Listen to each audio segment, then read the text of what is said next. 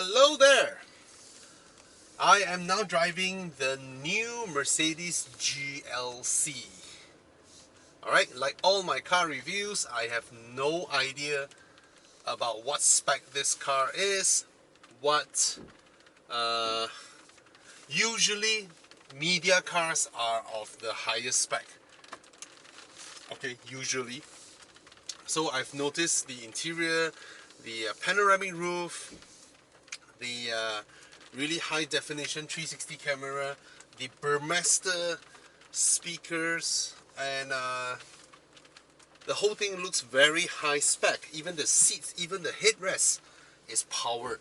Okay, so for those of you first time watching my videos, I explore cars together with you guys.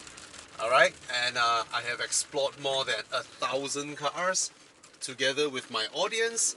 I do not pre-read everything and spell out the specs in front of you. There are many videos that does that. For a quick review, I explore cars together so that it's as if you were to buy the car and you exploring it. That's usually how I do my video reviews. And yeah, let's check it out. Later on, I will go through the exterior, the interior, everything. But now, I'm gonna drive the car, and as you can tell, it is raining. Okay, very nice. The wipers hide below the bonnet. Sitting position wise, it took me a while just now because the foot, what do you call that? The pedal box. We used to call that the pedal box, right? The whole thing that has the clutch, brakes and pedal is rather near the dash. Alright, that's the firewall. Some cars would set in the pedal box deeper inside so that you can sit near to the instrument cluster while in a very GT-like sitting position, meaning when I set my seat low, my legs are stretched outwards and I get a very comfortable sitting position, even if I am at the correct sitting position. Alright? That means even if I stretch my arms, my wrist is on my steering wheel, I get to stretch my legs outwards. That is not the placement of this car. This car's seating placement takes into consideration of people who are smaller in size, shorter, so that they can sit nearer to the car to have a good grip of the steering wheel. Be mindful, the steering wheel is in its most extended telescopic adjustment. Yup, I know it's not enough, but this is the max. This is already the max. So for someone who is shorter, they can sit nearer and for better visibility, and their feet can operate everything safely. But for someone taller like us, which we may prefer a more stretched out position for our legs, right, like myself, okay, because maybe it's because of my size 11.5 feet or whatnot, I want to have a more relaxed, because you know, if your legs are fat like mine, right, and the pedals is nearer to the dash, your legs are sort of more contracted, and then in a longer journey it will be tired. But of course I can push myself back to have a more stretched out leg position, but that would mean that the steering wheel telescopic setting is not far enough for me. And what is this guy in front of me doing?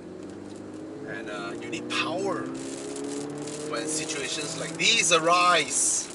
Very eager engine, very nice. Took a little while, but I'm in comfort mode. Yeah, right, to give it benefit. Where do I change the...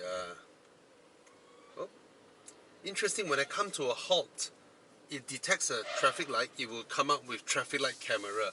Very interesting. I think it will recognize the lights, and if I'm not moving, it will start beeping me. I'm not sure, but that is a guess. Car? No. Where do I change the Oh, this one. Hey, no. I see a comfort word there. Where is the driving mode control? Oh, here. There we go. And sport. I'm in sport now. Okay, I'll move the seat nearer to the front. Okay. Oh, it hooks up really nice. I just love new Mercedes engines, and the way they sound. I don't care whether it's real or fake, but it sounds good when you give it a bit of, when you give it the beans, and then it just a very eager rev. Nice. Body motion and suspension. I understand this is technically a C segment SUV, but they have grown so much in size. This is easily comparable inside to a Lexus RX, okay? And it's not uncomfortable, but it is also set up to be athletic.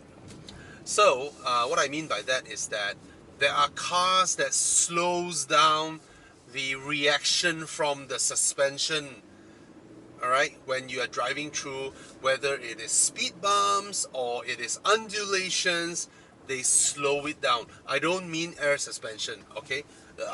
Air suspension can do multiple types of adjustments, but I'm talking about the calibration, the initial calibration and setup of the car, alright? There are cars where they set it up to react a little bit slower so that you get a more comfortable ride. What I mean is, let's say the road is like this, you don't want the car to just follow everything.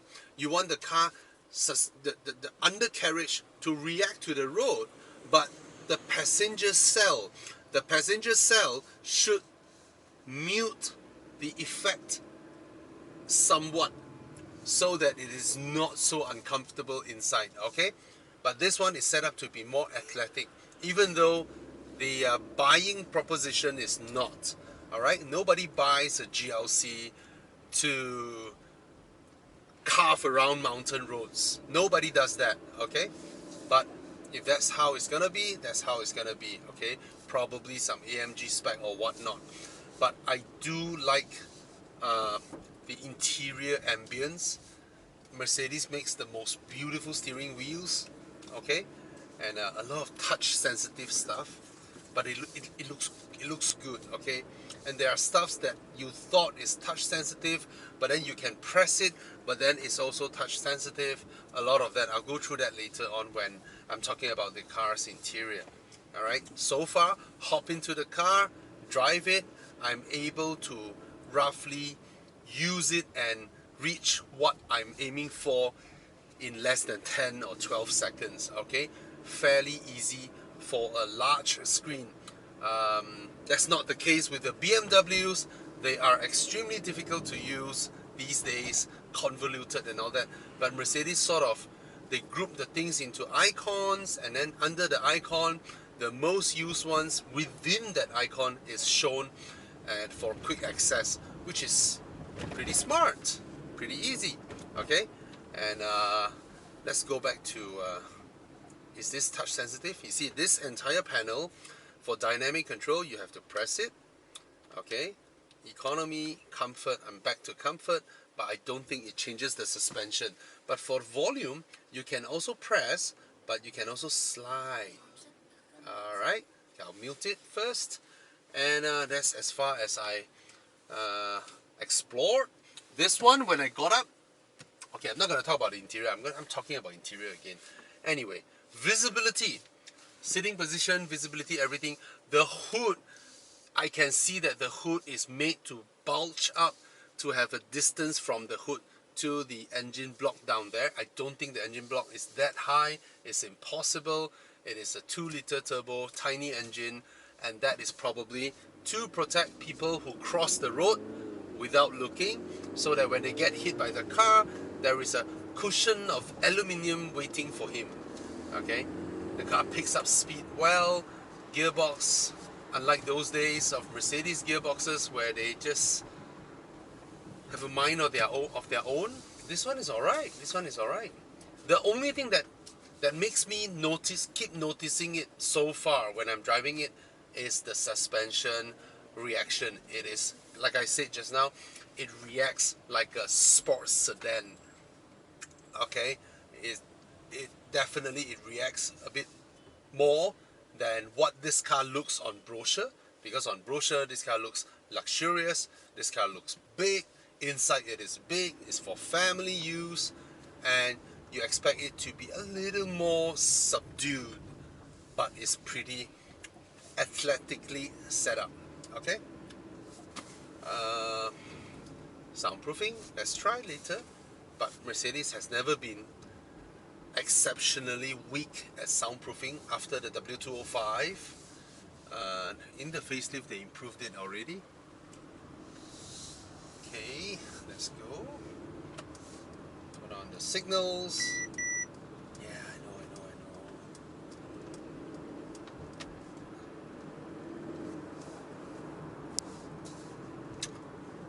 Oh well, at least it's loud enough.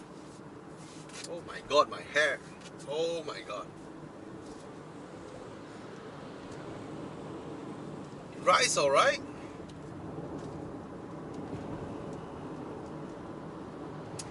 I mean, no matter how, it is still more comfortable than my Audi that I swapped out air suspension for coils. Okay, this is still more comfortable than that. Okay, I have no idea about the tires, but so far it's alright. Hello, Mr. P license lady. Careful. I love the steering wheel. I love the grip of it.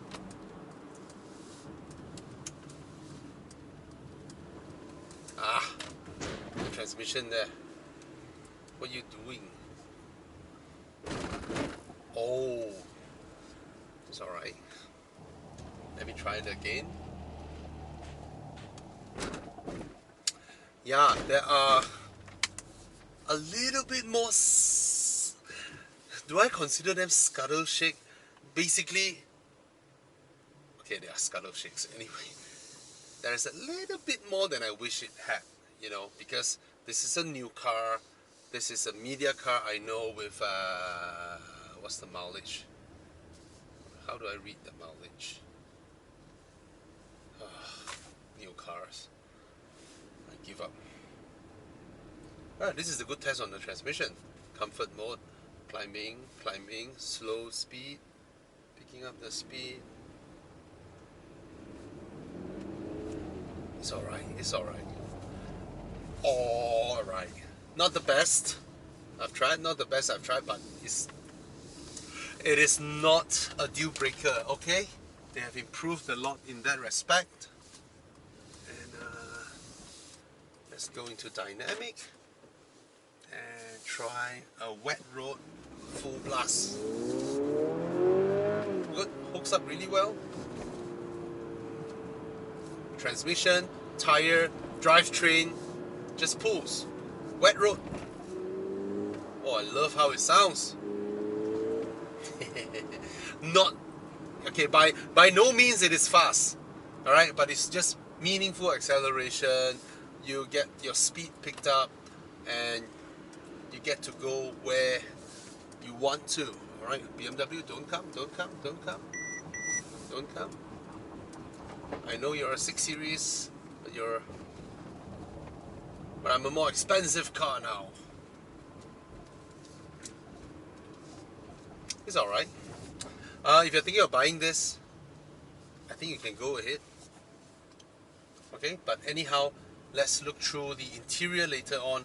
I've always liked, okay, out of Mercedes lineup, okay, I know there are a lot of cars that well deserve the complaint that they get, okay, from the A-Class to the GLA and all that, but I've always maintained that the GLC of Mercedes-Benz is highly competitive because they met their brief. Alright, they meet their design and product brief. It is supposed to be what it is, and they made it what it is, and it's good looking. Even till now, you look at the previous gen GLC or the first gen GLC, it is still very good looking. The facelift or the pre-facelift, they're all good looking. There's just one in front of me. Very, very handsome looking cars. They look luxurious, they're well designed, they're spacious, they're comfortable enough, they're nice, and this is the new one. Okay, now I know I'm gonna talk about the interior again. Skip it, skip it. Okay, sitting position, not the best in the world, not the biggest flaw there is. It's all right. Okay, so yeah, let's go for my walk around review of the car later on. But overall, the drive is decent. It is not a particularly intuitively honed, talented, crazy magic carpet suspension like the Volkswagen Passat. It is not, which I wish it is, but it is not. Okay, be it the Volkswagen Passat or the Ford, what do you call that? Ford what, Kuga or something? Ford Mondeo or a BMW 5 Series, that sort of suspension. No, it's not. Okay, but it's not uncomfortable. All right, it's not the type that irons over things, you know, just absorbs the bumps, slow down the undulation, and then when you corner, they sit well, and then just allows you to just push and push and push. No, it's not. But it's not uncomfortable. Okay, let's. It's a beautiful cabin, you know, absolutely beautiful. I'm talking about the interior again. Cheers.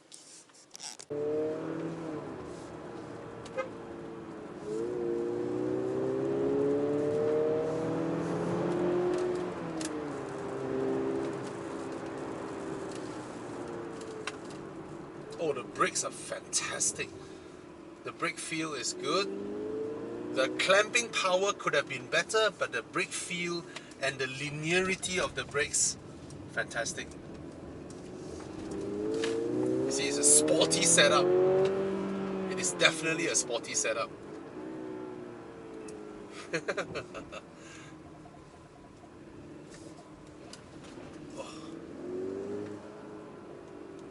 It's alright, it's alright.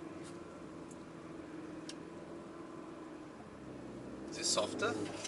Oh, you see, Mercedes suspension, Mercedes transmission, they do that. Sometimes they do that. Like, they are about to, the speed is coming down, they are slowing down, and they are about to drop to another gear, and at this juncture, you want to give it a little bit of acceleration, and then the gearbox just like, whoa, you know, and then just gives you that that's the thing with their suspension. With their transmission, they always do that. But way better than the previous generation. Okay, small niggle complaint there. Alright, they just have these sort of inconsistencies at situations like these. And what this tells me is not enough time being spent in the software calibration. If they spend a little bit more time, they should be fine. You know, let me say hi. Thank you, boss.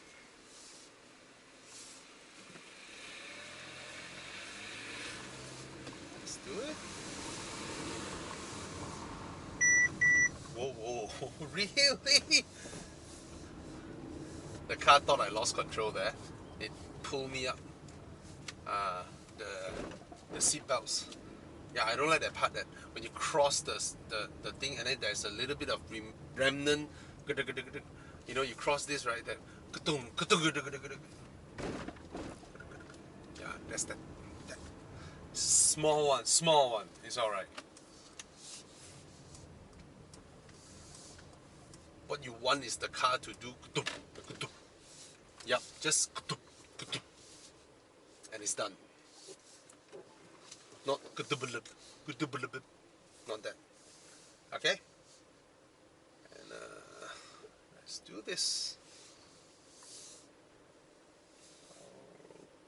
Okay. Walk around time. All right. Where should I start? Visually, Mercedes makes the most eye-pleasing interior in its segment now. Okay, think of Audi interiors, boring, right? Very high quality, very boring. That's Audi interior. Very solid fit and finish. BMW looks like it's trying to outdo Mercedes prettiness with just a lot of screen, a lot of diamond patterns, a lot of those stuff.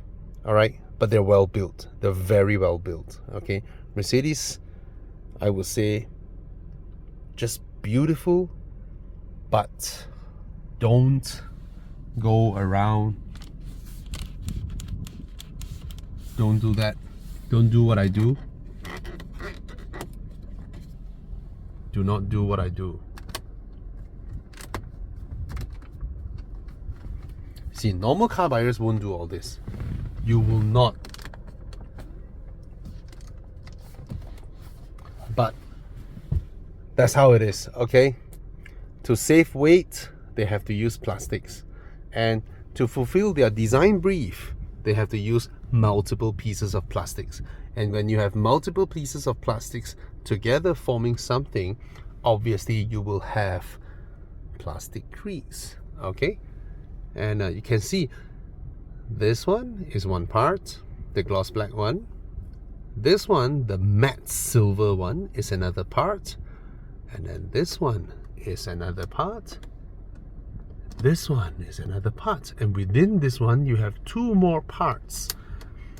And they click into place. And they twist. So you tell me, how many pieces of plastics make up this assembly alone? And then you multiply it by 1, 2, 3, 4, 5 just for the front. All right.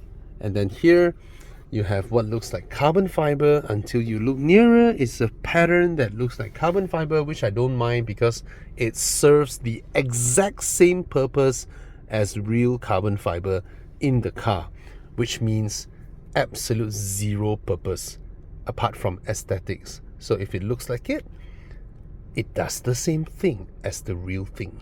Okay?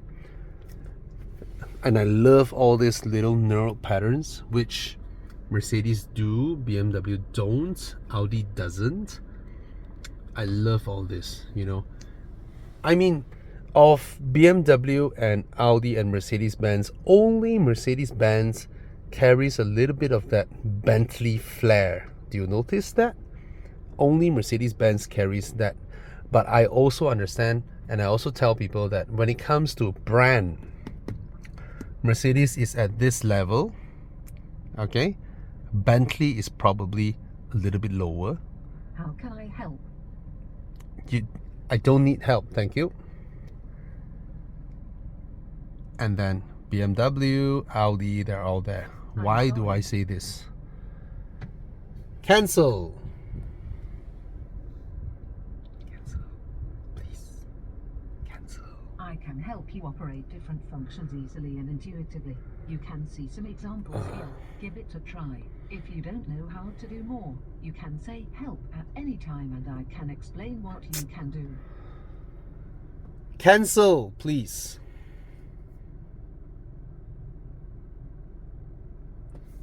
Go away.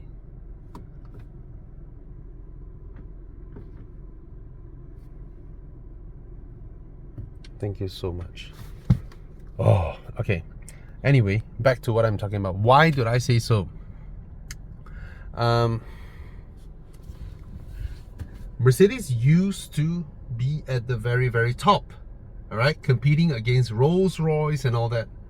Yes, until today, in this time and age, Mercedes makes small little cars. They make all kinds of stuff. They make probably vans, forklifts and all that. But this brand is so strong that you can be driving a 10 million Mercedes-Benz, something that is worth 10 million, okay? And in front of you, Okay, let's say you pay for an AMG 1, okay, the hypercar, the F1 engine hypercar, and in front of you is a garbage truck with the exact same logo, and you will not be pissed. You won't. And there you see another guy with his forklift, you know, carrying some tuna into a Mercedes panel van. You're not pissed. The interesting thing with Mercedes is that the brand is so strong, they can do whatever they like. All right. And I'm not saying they'll get away with it. They don't need to get away with it. Do you understand me? It's amazing. No other brand in this world would dare do what Mercedes does. No other luxury brand, even Hermes or Hermes or whatever you like, okay, or Christian Dior or whatever, Rolls-Royce, nobody dares to do what Mercedes is currently doing. And Mercedes is doing it not because it's a dare, not because they want more money. No, it's just part of this company's tradition. They make everything. Air, sea, land. They make everything. And everything in between. And they don't care. Right? So this brand has such a high heritage, deep and high heritage, that, oh yeah, I'm doing the review on Mercedes' birthday. Today is their birthday. 28th of June is Mercedes-Benz's birthday. Happy birthday. And yeah. So what if it does this? What if it does this? You know what does it say? All this panel that creaks. The only thing that it says, in any other brand, it would mean they didn't put in enough effort. In Mercedes-Benz speak, is you, the owner, the guy who bought this, you did not put in enough effort in your job, in your career, in earning money, because there are more expensive cars. Don't do that. I'm serious. You go into the S-Class Coupe, it doesn't do all this. It's solid. It's beautifully built. But it's whether you are rich enough or not to get that, to deserve that. All right. So that's Mercedes-Benz for you. But no buts. That's a fact. They've been doing this all along. You think they don't know? They know their shit. They've been at the forefront of luxury cars for so long, and they make craps like some GLA crap with the door that is cheaper than Protons, you know. Yeah, but so what? That's your problem. That's how it is. You know, they don't need to do it like Volvo. Volvo gives you everything from the XC40. You know, you buy their cheapest car, the XC40. Oh, they have a cheaper one now. They give you almost the exact same seats as the XC90 because they want your business. They want to please you. A Volvo is infinitely more well fitted inside than a Mercedes. But that's because Volvo wants to please you, because they don't sell 2 million cars a year. They sell 700,000 cars a year. Mercedes-Benz sells 2 million cars a year and only so far sees BMW as their legitimate challenger, or Audi for that matter. Okay, anyway, the interior is beautiful. All these touch points are nice, proper soft touch leather stitches, you know, nice aluminum plated plastics behind, cold to the touch, smooth to the touch, nice fit and finish over here. And then you have ambient lighting. You know, Mercedes is like the king of ambient lighting these days. They have lights inside their aircon vents, and they have lights behind here, and it's pleasing to the eye. As for these controls, they don't have much play when you push them.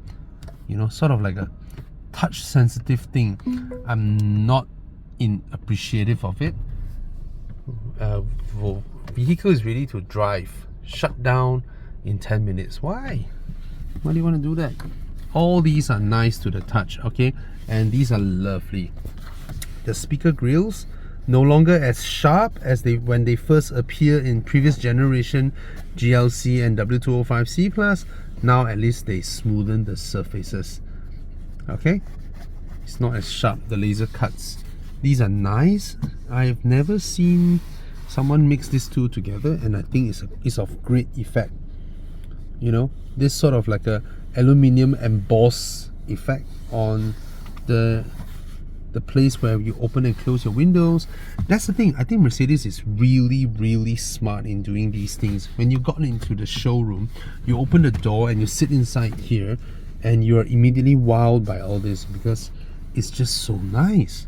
It is so pleasant, and somehow I still haven't found my, you know, like preferred seating position. My thighs are feeling a bit sore now from the seats. I don't like the leather on the seats. These are not the high quality ones. I'm feeling a bit sweaty already. And in terms of the thigh support here, but I'm not the first person who complains on their seats, okay? But anyway, this one is powered. This one grips me well enough. I just don't like the leather in this. You know, people who buy Proton X70s, count yourself to be really blessed with those lovely seats that you're sitting on. Alright, nope, poor Mercedes owners, they can't sit where you sit. I'm just, oh my god, my thighs are not feeling comfortable. I'm not over exaggerating, okay? Go look around. I'm not the first person who mentioned this, and it's not my first time mentioning this. Whoa, Mercedes seats can go really high up. But I don't know, man. I need to find a nice sitting position. So far I haven't found one yet. It's alright. Steering wheels, all these are touch sensitive. I know, but they look good. So I really do like what they did in the previous generation steering wheel, where they have that small little black thing. Only that one is touch sensitive, and it's right here and here. This one controls this screen, and this one controls that screen. I love that. Does it still do that? Sort of, but now just scroll up and down. That one I can select this, and just scroll through them. Super awesome. Now you can't. Yeah, you can't. This and this, are they fixed now? Cannot be. There we go. See, the Mercedes logic now is so easy to use. It's just easy. BMW, please learn from Mercedes. You know, in your quest of going big screen, right, you just went bonkers with your lousy interface. Okay, see, Mercedes, so easy, so fast. I noticed one thing. Everything that I'm operating in this car, I find it and are able to use it within 10 seconds or so. Not with the new generation BMWs. Alright, they are so difficult to use. Anyway, back to here. USB-C port. There's a wireless charger in there, and somehow this thing is bendy or anything. I think somebody just look at that. It's all small Mercedes logos, and it sits on top. See, it's made by Continental. Look at that. Yep, Continental Tires is a small part of their business, of the total business of Continental Group. Continental Group tires only take up 20% of their business. Most of their business are as suppliers to automotive manufacturing, screens, dashboard, interior systems, and all that. Okay, anyway, some extra knowledge for you. Push. Look at that. I love cup holders that do this. What about this? What is this for? Why this one gets out of your way when you don't need it, and they don't repeat this here? Why? Is there so much cost? Because if they were to put this inside and this one there, and you have a nice compartment that you can use. But now it's just, see, the Volkswagen Tiguan has 2 of these, all right, and they come out when you need them, and if not, they get out of the way. That's lovely. But this one is static, one is dynamic. Okay, dynamic. Anyway, I'll put my phone in just to get it out of the way. It's a very deep compartment, pretty nice, but I prefer those whereby, you know, the standard ones where you have an opening here and then you have the sides higher and then you can put things. You know, this one, you know, there's no under center console storage. You know, oh, this part is nice for my knees, comfortable. It's just one compartment, and they prefer to, like, you know, just have it, oh, so nice. But I would prefer much more compartment usability here instead of just one hole that does my storage, my cups, my drinks, everything. Impossible.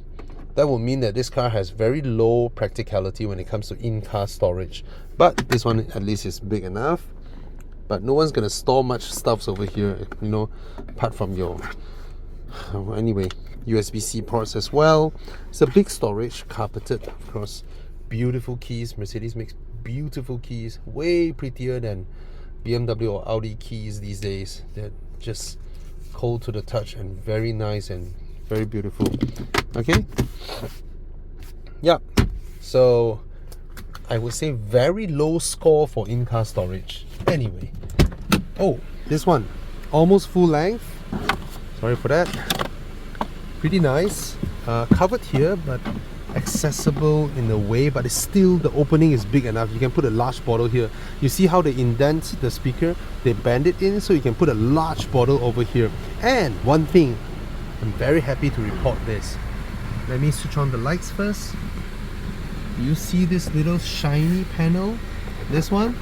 I am one of those that always, whenever I test whatever cars, especially critical on premium cars, right? You see, this piece is a one-part molding.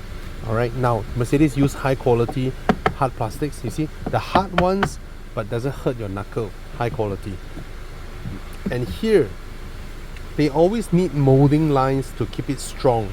Okay, and Mercedes for all these years has left it bare, and then when you press your fingers in it, they are sharp. But now, no longer the case. Okay, I think I'm the only reviewer that points this out. Nobody else does this. Now they mount a piece of smooth touching plastic behind so that you don't touch the sharp edges. No sharp edges. Very nice. All right, an improvement, not yet to Audi's level. You can still touch some sharp edges over here at this corner. That's a small complaint or a show off of what I know about automotive manufacturing. The door is actually covered down there, but not the sill. The sill is still there, so you get some dirt over here. But for me, cars of this segment, I will not install this kind of stuff because it's not that high anyway. Okay, there's a little bit of entry lip over there. It's not flat floor, so you're bound to get caught with some dirt stuffs on board. All right. Now at the back, okay, this may not be my sitting position because I couldn't find one yet. I'm honest, I couldn't find the perfect sitting position yet for myself. Anyway, back here, I get a lot of room. I am 180 cm or 179. I went to the clinic the other day and I was 180, okay? And here's the pocket. So the difference between something like this versus the net is that this one, when you put, oh, it's not a hard surface, it's sort of like a cloth, so you can put like something in there and it will bulge out. All right, but they don't deteriorate like nets, which Audi still uses. Okay, nets, they will get loose in like 2.5 years time. Okay, Wall-E is still here. Hi. Wall-E is looking at you. He's still here with the mouth, and yeah, a little robot looking at you. Okay, robot is a bit dizzy. Yeah, okay. Anyway, the seat backs. Okay, the seat backs are, oh, Oh my god. As I was trying to roll and move there, this thing that juts out, I don't think it should be here. It shouldn't be here. This should be here, not here. When it's here, you're eating into my bench space and it juts out. It's hard. Just now I hurt I was doing this and it presses on my pelvic bone. It shouldn't be here. It should be set in. I know it's easier to belt up, but anyway, that's nice. At least I don't see the two holes. Okay, comfortable armrest. Just bro, can I pull this out? You gotta be kidding me.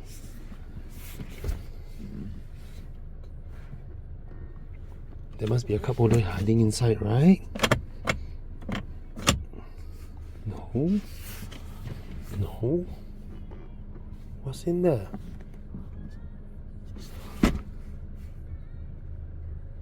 Is this... No, I'm not. Okay, this is rubberized too. For you to put your phone? Huh? I don't want to... Oh, I don't think I'll break it if I pull it. Yeah, there's no cup holder sign here. No way! Are you kidding me?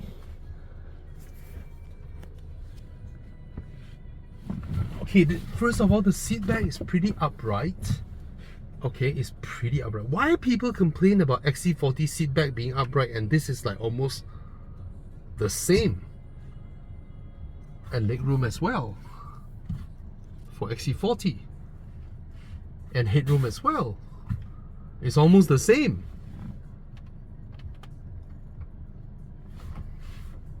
Okay, I get this. Okay. Okay. This is nice. This one, sorry, let me show you this. This is nice. You know, at least it doesn't break like Audi's one. That one breaks. Overall, it's okay. The headrest is, because it's motorized, right, it's really huge. And as a rear passenger, this is my field of view. So, rear passenger is pretty much blocked out by this giant headrest, motorized headrest. Okay, and I don't understand this. Even if I put my phone here, right, I'm not able to view it because provided it is out here, you know. Weird. Might as well be cup holders. What are they thinking? And the seat backs can't be... Nope, it can't be lowered. There's no more room to lower the seat back. So that's how far it goes. And I'm a little bit underwhelmed with the rear seat room. I am actually a bit underwhelmed by it because from outside it is not a small car, but at the back here, I mean, ingress and egress is easy enough. The doors open up to 80 degrees, but the seat back is pretty upright, not adjustable, and it's not like you have a lot of room over here or super cushy and spacious over here. It's enough. You can sit 3-person. Center tunnel is big, but the distance between there is alright, and you have room down here. It's okay. This thing gets in the way of rear passenger from fully utilizing this space. This thing is not right. It shouldn't be here. This is part of the bench and you're jutting out two plastics that fix. It should be here and more recessed, you know. The belt can find it, don't worry, but this thing is too far jut out. Too far. Okay, this is Formatic GLC300.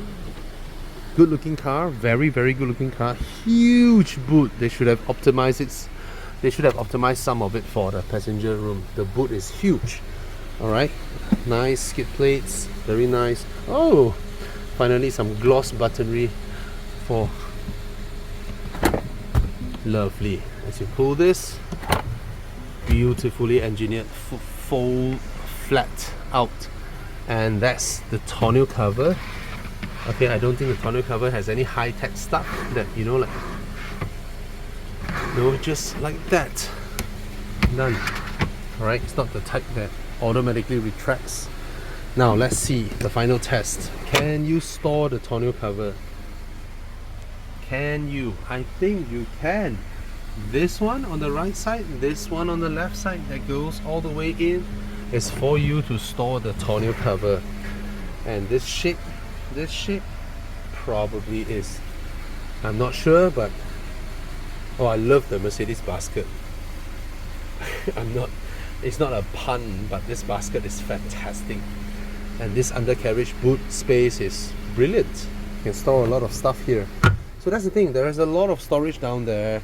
Can we optimize a little bit here for the seats to at least slant back a bit more? Because as far as I see it, it's not enough for the passenger room. Okay, people buy these not as utility vehicles now, they buy this as family cars. So the optimization between passenger room, rear passenger room and boot space should be optimized. Alright, anyhow, it's a very good looking car, sleek, smooth, handsome looking car, big car. It's not small at all. There's some digital lights and all that. Beautiful, beautiful car. Alright, this is the Mercedes GLC300. Go ahead and buy it. And if you watch my video, you would have been more, you would have understand this car a lot more than if I were to just tell you. Ouch. See, I'm sitting so... Wait. Oh! When I pull the seat backs, they actually shift the seats up front so that it can drop. Interesting. Pretty smart. Quiet. Okay, now I'm in an awkward sitting position. You see? Impossible to drive. Let me adjust myself. Let me adjust myself back to, you know, now it tells me it wants to shut down. Oh my god. Put my headrest down. It's just an awkward sitting position, I tell you this. Now it looks more like it, right? What are you doing? I don't need you to raise the headrest automatically when I move my seat. I will move it myself. Okay, that's more like it. That's more like it. Yeah. Alright. Yep. So, as I was saying, I only do videos for people who want to buy or interested to buy the cars. Okay? That's my intended audience, not for people who watch for fun, to find it entertaining and all that. I don't do that, okay? So sorry if I don't tell you the horsepower figures, torque figures, maximum rev, how many, what, you know, I have no interest on that, because I myself, when I test drive a vehicle, when I go to showrooms and buy cars, I don't care about that. If it's fast enough for me, I know if it's fast enough for me. If it's not fast enough for me, you can tell me it has 2,000 horsepower, it wouldn't help. Alright? So I'm just gonna... What am I doing? I should go the other side, never mind. Let me go up there and sneak my way back. Cheers! Okay, this car is certainly better looking than that car, because that X3 is... Especially what they did with the rear lights. Oh my god, it's not good looking, but yeah, that car drives better. Okay, that car is nicer to drive, has a slightly more solid interior, better seat position, better rear passenger space, better in a lot of way, but lose out in the most important one. It is not as pretty as the GLC. Right? The X3 is not as good looking or as luxurious looking as the GLC. Cheers.